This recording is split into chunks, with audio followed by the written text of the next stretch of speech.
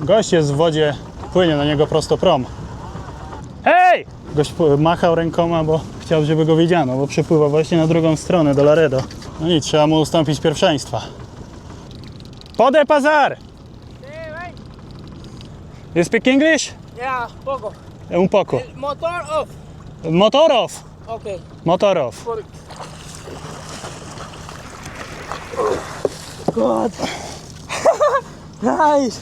You want to go to Laredo? Yeah. Okay. You can rest a bit. Where are you from? Poland. Poland.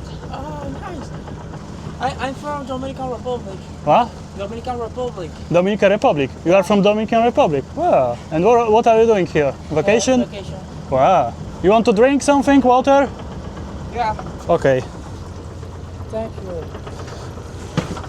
I can go a bit closer.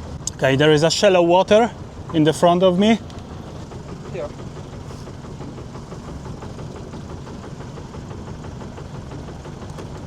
Woo! Super. Take care. Bye.